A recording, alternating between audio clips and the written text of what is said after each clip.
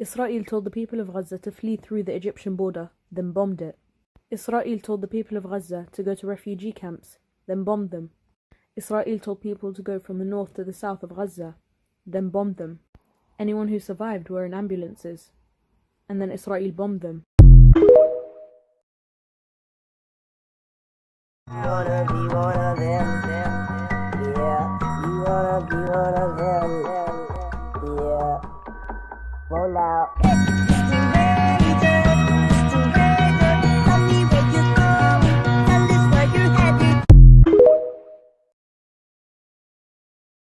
Because I do believe in killing the messenger.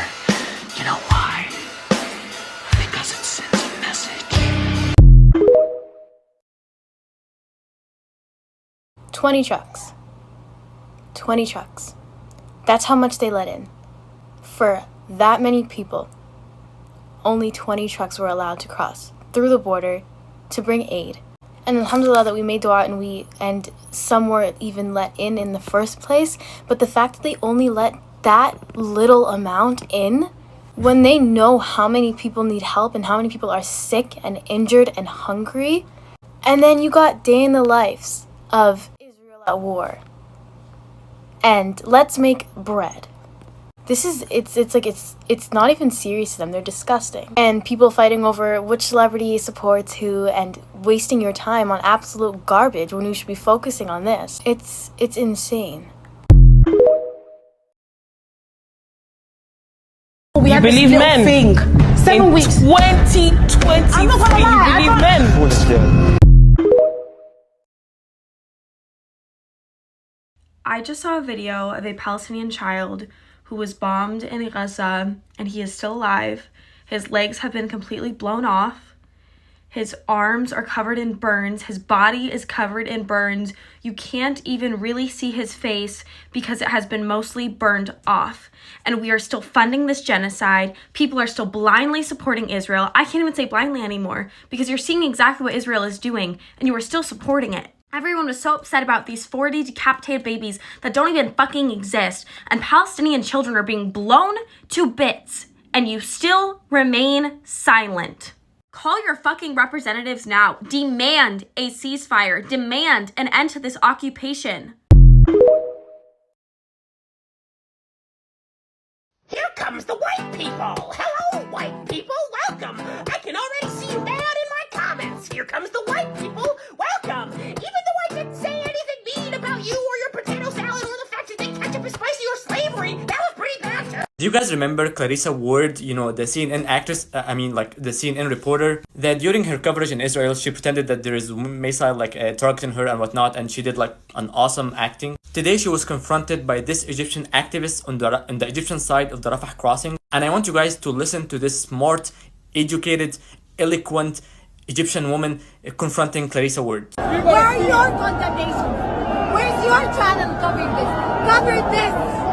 Say the truth. We understand you're an employee. You're just a puppet. You're just a mouthpiece. Come talk to me like a human being. Come talk to me like a human being. Thank you. I understand you have your foreign policy. No, I've heard you.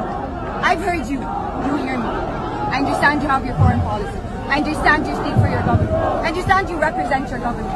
But that being said, you're a country that's claimed free speech. Your customized democracy is actually what led to Hamas. And now we are watching an occupation, and we are watching the result of your silence, of your misrepresentation of Arabs. And we stand with the Palestinians, and we stand with Arabs. And they try and change the narrative because you own the narrative, see? This is our problem. You own the narrative. You own the United Nations. You own Hollywood. You own all these mouthpieces. Where are our voices? Our voices need to be heard as well. We've been watching your channels, and instead of mourning our dead, instead of mourning these Palestinian children, we've been having to deal with more dehumanization of Arabs. You have your foreign policy, but where's your humanity? Where? Where is your humanity? How many children died? I ask you to condemn the Israeli government. Air this! Air this! You liar! Good. You liar! We stand with Palestine. What do you have to say for yourself? What do you have to say for yourself? Did you watch these children die?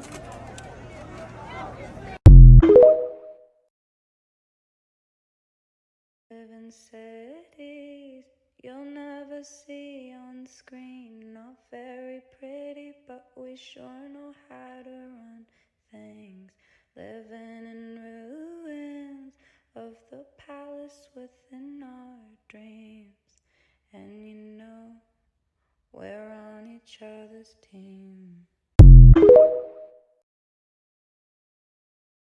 Hey, so we're gonna go ahead and ethnic cleanse the Palestinian people like we have been for the past 75 years. Is that cool with you? Yeah, sure. I don't see why not.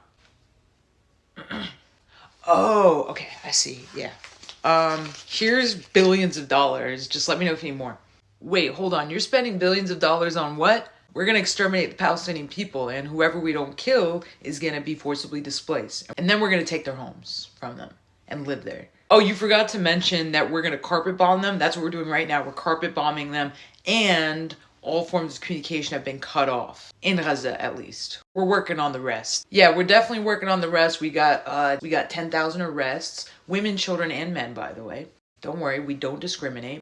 We've got people getting kicked out of their homes. We got children and adults shot dead in the streets, unarmed. Don't worry, they are unarmed. We made sure to kill them anyway. And yeah, we never want them to come back. This isn't their land anymore. What about like the healthcare crisis in America, homelessness crisis? There's like a lot of people that don't have a home. They're sleeping in the streets. Everything got expensive, but nobody really got a raise, barely. And on top of that, I'm in debt for my student loans, and you said you couldn't help me pay for that, but you have money to kill people, right? Am I understanding that correct? Yeah.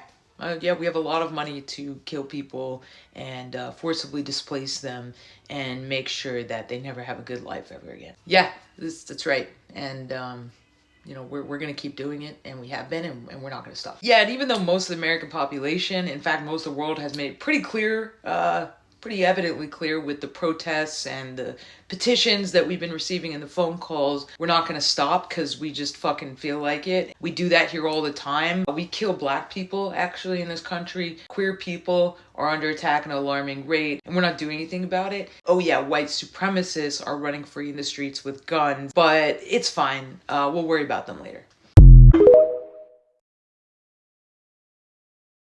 This fucked me up, so I'm gonna let it fuck you up too. 1 in 3 refugees around the world are Palestinian. 1 in 3 refugees around the world are Palestinian. Over 75% of them don't have parents. So they're essentially wandering the world alone. You know how scary that is. And that's the stat that has remained true for the last 20 years. Like, I need to repeat that now for the third time.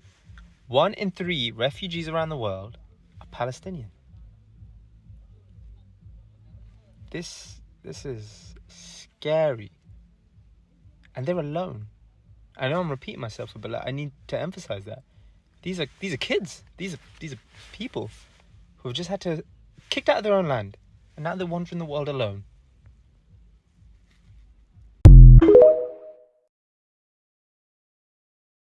You may be wondering why people are using the watermelon as a sign of Palestinian solidarity, and here's why. Red, white, green, and black are the colors of the Palestinian flag. In 1967, the apartheid state banned the usage of Palestinian flags in public settings. Palestinians resorted to carrying slices of watermelons to protest to, again, represent their flag.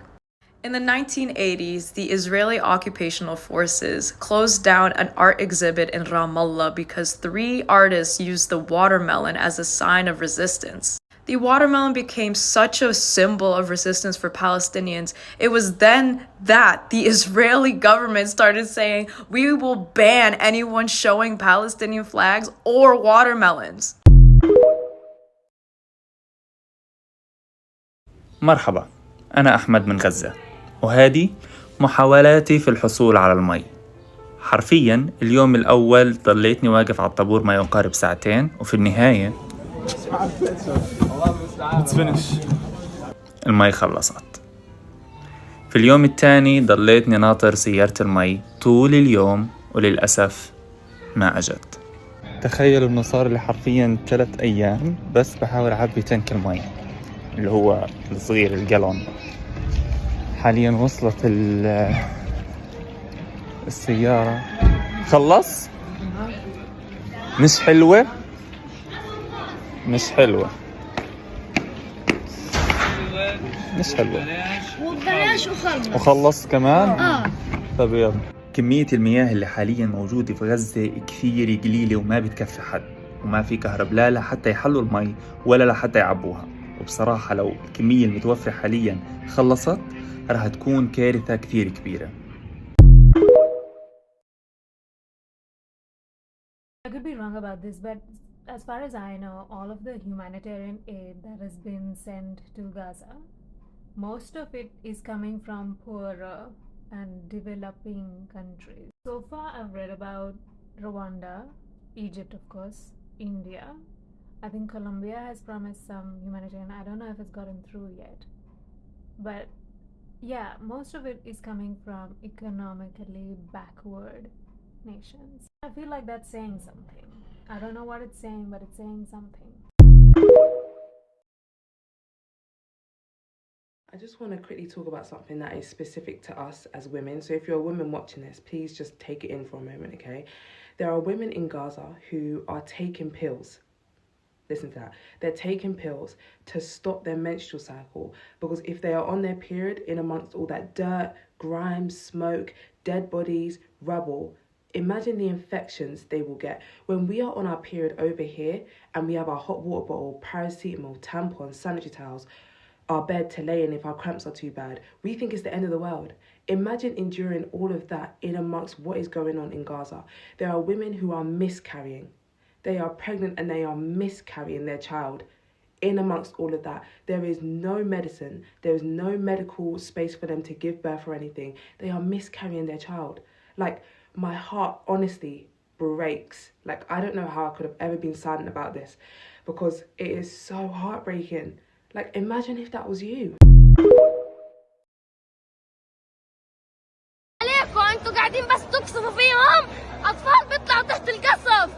تحت القصف الاطفال بيطلعوا. والله تو شهرين بقول لك طلعوها تحت القصف. المدارس هذول فيهم ناس ما بيقدروا يمشوا عشان يطلعوا. حقيقة ما خبروهم عشان يطلعوا على طول. انتوا ولا خبر ولا اشي، بس تقصفوا ولا همكم. المدارس هذول فيهم ناس مريضين مشلولين ولا بيقدروا يمشوا ولا بيقدروا اشي. عاجزين. حرام عليكم. طنيات، رجال، نسوان، حرام عليكم. حتى الشباب، النسوان، البنات الصبايا، الزياب الصبايا ما هم قادرين يمشوا من الخوف اللي انتوا زقلتوه. حرام عليكم. يعني في الحمام تو ضربوا، والله في الحمام ضربوا النسوان، طلعت بالحمام. حرام عليكم. حسبنا الله عليكم يا بعدة. حسبنا الله عليكم. If Gaza or the Gaza Strip is wiped off the face of the planet tomorrow, or in 1 week, or in 2 weeks, or in a month, you can't say you didn't know. Muslims and Jews and Christians and Satanists, pagans, Wiccans, LGBTQIA, we've been screaming it. And you laughed, and you looked away, and you cheered, and you said, what about Hamas? What about Hamas? I still hear it every day. Still, I hear it every day. You used Palestinians as human shields to pretend that you were afraid of Hamas from the couch you sit in Middle America.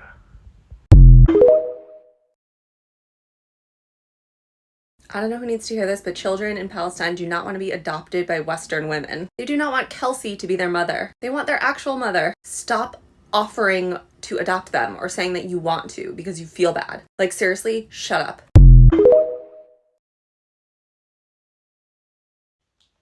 Those are the last messages from Gaza. We're in Al-Aqsa hospital. We have no idea what's happening. There's no connection, no Wi-Fi, no reporters.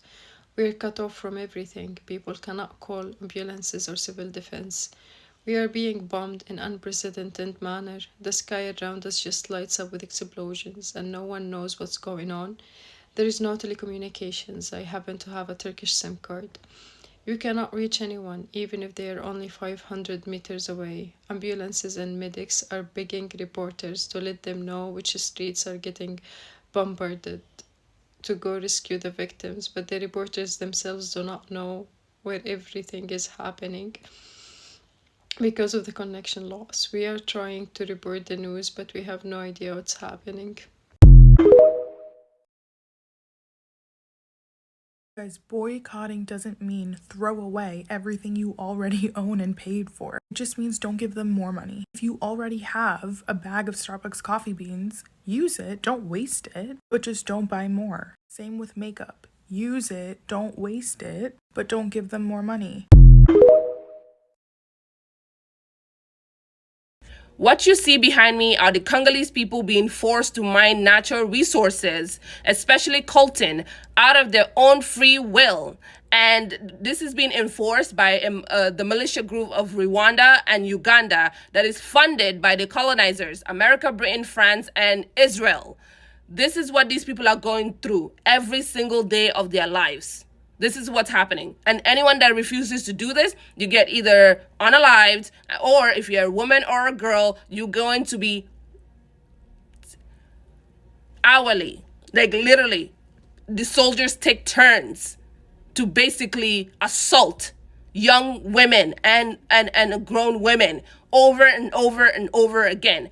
In Congo, it's the most unsafe place for any woman and any girl to live there, because of all the atrocities that are happening to them. So this is the reality of the people of Congo. And the world needs to wake up. You guys, we need to talk more about what's happening in Congo, in Sudan, and what's happening around the world, because we have been brainwashed and literally hypnotized to just focus on ourselves. And, you know, they throw all these things, whether it's streaming services, whether it's anything to just distract us from knowing the truth of what's going on around the world and what the colonizers are doing to our own people all around the world. Okay, so let's talk about Congo. You guys share this video, like it, subscribe, blow it up, and make your own videos too, because I'm covering so many topics and I'm going to continue talking about Congo and Sudan and Palestine and stuff. But you guys also get up and make those videos. You need to get up, okay, and start speaking up for the rights of others who don't have the luxury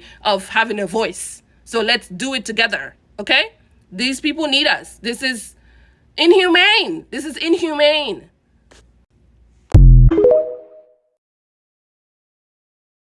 So, hey everyone, another home was bombed and shot at refugee camp, the most crowded area in the Gaza Strip and in the world, of course. So, a narrative is talking about bombing the terrorists' homes. So let's see how a terrorist home is looking like. First, that was given for a mother or a wife. Toys. And look, remains of a rocket. It's very heavy. That's a handbag, a beautiful handbag. She maybe went for a wedding or a party. Look at this. Look at this. So this beautiful student, little one, was trying to learn some English. And look, I found this. Actually, I put it here, but I found it in another place. It's a photograph. Someone's graduation. A toy. Some other matrix, clothes, and stuff. So, if these are someone's, like, who is terrorist, let me know how are the normal homes look like. Yani. This is urgent news from Gaza. It is 11:30 p.m. Palestine time, Friday, October 27th. At 7 p.m. tonight, Palestinian news network Al-Quds via Telegram reported that there is a full outage of telecommunications and internet in all of the Gaza Strip as Israeli warplanes launched the most violent series of airstrikes across the enclave since the outbreak of the ongoing genocide campaign. And at 8 p.m. tonight, Palestinian telecommunications company Jawal announced that Israeli airstrikes have destroyed Gaza's last international cable, which had been connecting the enclave with the world, resulting in a full telecommunications outage. At 8:26 p.m., the Red Crescent, which is Palestinian first responders, announced that it has lost communications with its operations chamber in Gaza completely. At 8:40, Al-Quds reported massive Israeli airstrikes on land, at sea, and by air across Gaza, following a complete telecommunications outage. At 8:46, Hamas stated that Israel's full telecommunications cutoff and intensive strikes warned that it would commit further crimes and genocide. After this video, I'm going to record and post the update about Al-Shifa Hospital because there is a lot going on, but I want to get this out there as soon as possible. At 9:35, the Palestinian Red Crescent stated, "We are deeply concerned about the ability of our teams to continue providing their emergency medical services, especially since this disruption affects the central emergency number 101 and hinders the arrival of ambulance vehicles to the wounded and injured. Remember that Gaza is 25 miles long by 5 miles wide, over 2 million people, and there's barely any gas left."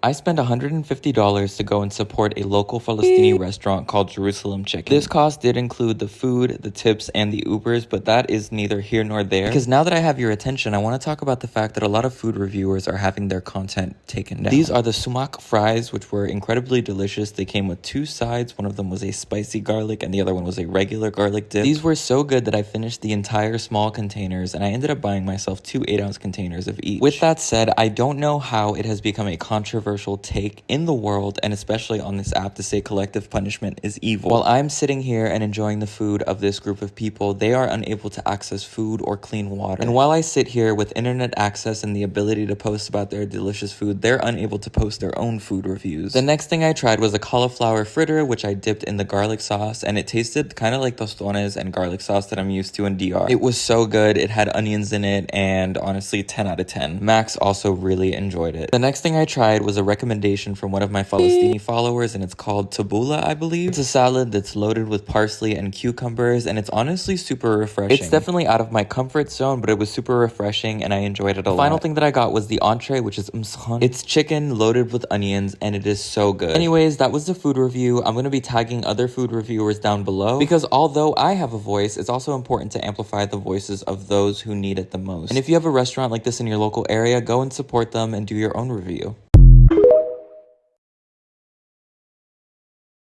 So I want to point out that Taika Waititi being Jewish is not the problem here. That is not the reason why Maori people, and to an extent indigenous content creators on this platform, are so pissed off at him right now. And just to catch people up who are not in the loop, Taika Waititi's name was on a list of other celebrities who supports Joe Biden, the President of the United States, to fund more just destruction and mayhem and forms of colonization in the Middle East.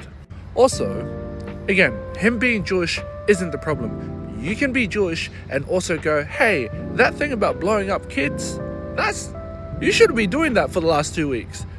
Maybe don't do that. Like, you don't have to be Palestinian to acknowledge that. You just need to be human. It's so messed up. Now, the reason why Maori are so pissed off at him is because he uses the badge indigenous, because he is indigenous, right? Don't get it twisted. He is Maori and he does his best to represent us.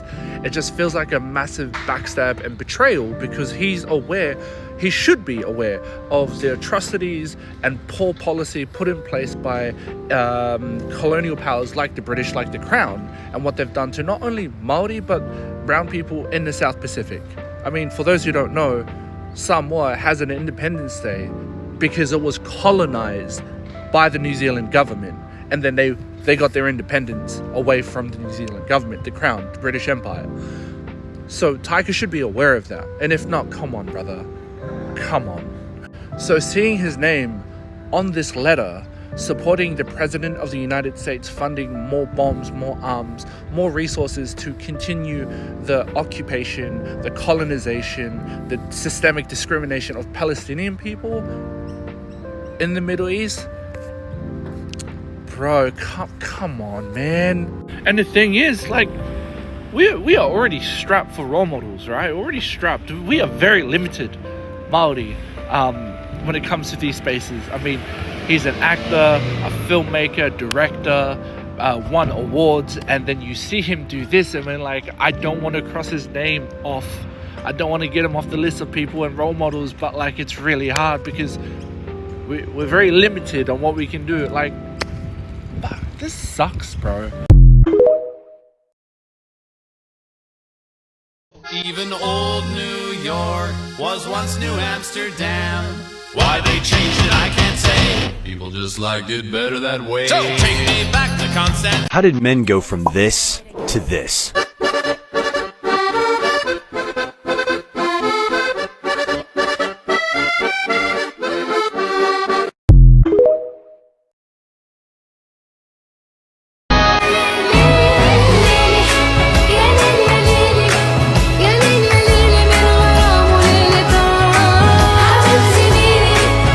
You guys saw what the Israeli military is willing to do in the light. Now imagine what they are going to now do in the dark. They have cut the internet in Gaza. What I need you to do right now is flood the fucking internet and do not stop. Every single post you see about Palestine, engage with it, comment, save it, share it. Make as many posts as you can. When you repost something on Instagram, make sure to add something in it. Add a GIF, add your own words, something. Add to it. Engage with everybody's stories that are about Palestine right now. Call your local representatives. Flood their fucking phones. Call over and over and over again. The worst thing that you can do right now is to go silent, okay? Because the people in Gaza do not have a choice. We still have our voices out here. We need to use it. To all the artists who signed the letter thanking Biden, we would like to thank you for the candor that you have expressed in openly signing a letter to our president, thanking him for standing on the side of Israel. While seeing some of the most beloved names in the industry get published on this list has been devastating to millions of fans who were rooting for you, the way you have used your voice and your platform has provided for us a much-needed clarity. Art has always been the best part of humanity because it provides us so many different mediums within which we can express the most profound parts of our existence.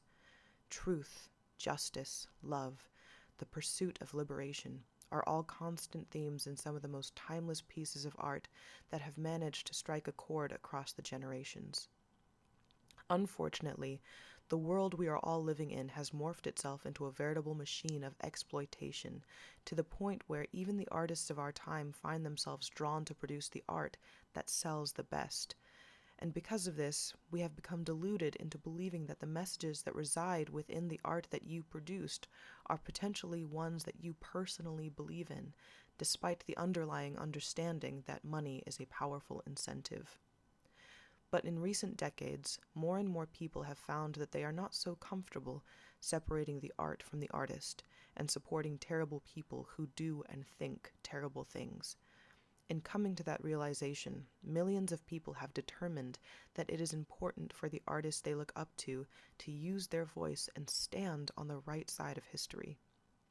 Standing on the right side of history, by default, became the profitable thing to do.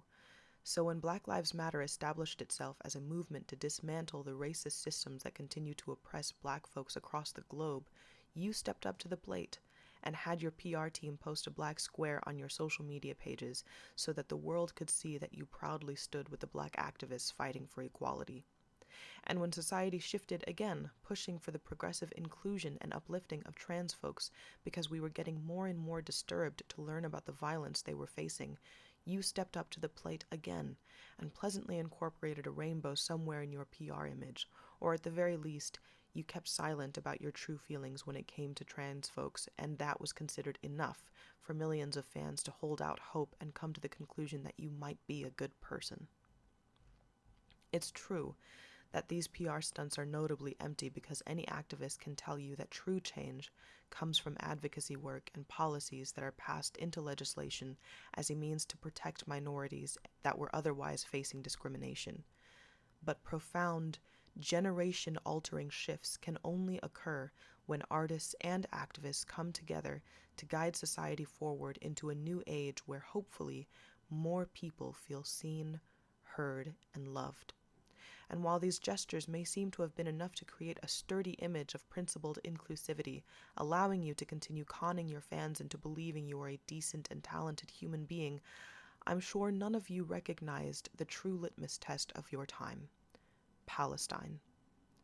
Regardless of what your PR teams initially must have believed, we as a collective majority are actually not that dumb. Despite the astonishing lengths that mainstream media will go to silence the narratives of Palestinians that have been facing oppression and ethnic cleansing over the past 70+ years, living in an age of connection and having direct access to the horrors the Palestinians are facing as we speak has been a sobering wake-up call. We recognize who is the oppressor and who is the oppressed in this crisis as easily as we recognize your face in a perfume commercial. And with that recognition came the expectation that you also saw the horrific conditions the Israeli government was inflicting upon millions of Palestinians, and you too would use your voice to stand up for the oppressed. Of course, because this letter is addressed to you, you failed those expectations with flying colors, and in doing so, placed the entirety of your stance into question.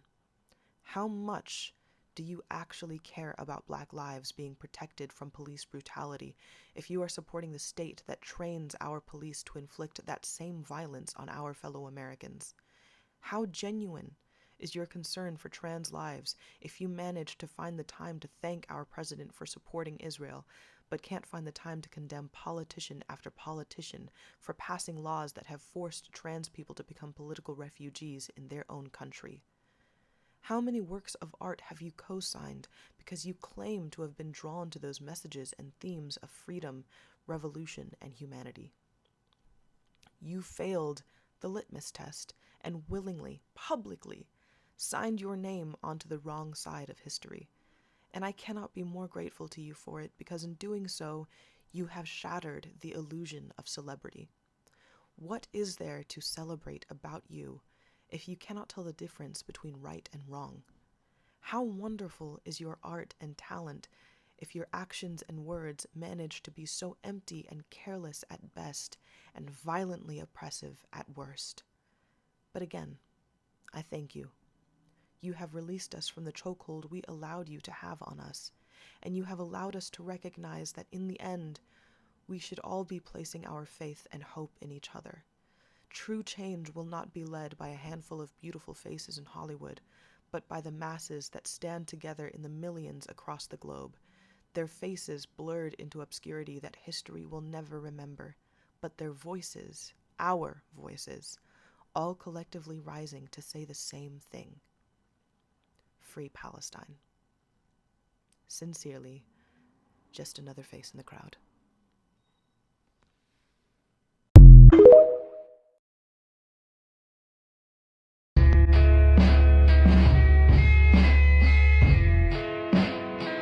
Brotherhood of Evil Gays, there's an election coming up in Ohio on November 7th, and we need your help. We want you to vote yes on issue 1 for reproductive rights, yes on issue 2 for weed. And if you manage to get both those issues to pass, I will do that same thing I just did in a maid outfit. Be evil, be gay. That's very interesting. But what do we do about the gays? I mean, how do we get rid of them? Don't get caught up. Stay very clear what it is that we're here to do, because this house has apologized to our people. It took them 180 years to admit they were on the wrong side of history. Do not wait for politicians. Do not wait for leaders to do what's right. You are the power, and this must be the start, not the end. We get it. We all condemn Hamas. Khalas, we've condemned Hamas. Today, I walked past the pigeon. The pigeon had a tattoo on its left wing saying, I condemn Hamas. The jinns condemn Hamas. Can we start condemning Israel for their occupation? We've been waiting 70+ years for you to condemn Israel for its occupation of Palestine and the oppression of its people. But no, Hamas gets condemned in 7 minutes. When's the condemnation coming? We're waiting. Did you send it through DHL, the Royal Mail, Deliveroo, Uber Eats? When is the condemnation for Israel coming? I'm waiting for it. Because I don't like playing the blame game. I lied. I'm blaming the blame game. We blame Israel. Why are Palestinians dying? Because of Israel. Why are Israelis dying? Because of Israel. Why did Hamas do what they did? Because of Israel. And that's not me condoning what they did. I condemn it. But if you harass, bully, and assault someone for decades and then they kill you, I condemn them killing you, but they killed you because you assaulted them. This beef didn't start October 7th. You started talking about it because it was Israelis that died. Because you don't know who Palestinians are. You don't know Palestine, Gaza, West Bank. You only know Hamas. Yakhara, who made Hamas? Who made them? It's Israel. Who invaded the land 70 plus years ago and tried to ethnically cleanse the people and started oppressing them for decades? Israel. Who's using white phosphorus in war over densely populated areas when it's illegal to do? Israel. Who was it that said they wanted to just go and kill Hamas, but 60% of the people they killed were women and children who are just not Hamas, are they? It was Israel that did that, okay? If there's one thing at the point, it's Israel. And this is not victim blaming. What kind of victim barricades their oppressor in an open air concentration camp, deprives them of food, water, and electricity, and bombs their hospitals, bombs the mothers, children, everyone, has the biggest, most sophisticated military, and has America and the West leaders on their side? Victim, huh? Victim, ya ibn Shatafa, yeah? Victim, ya tfu alik. Victim, my butt cheeks, they are the oppressors.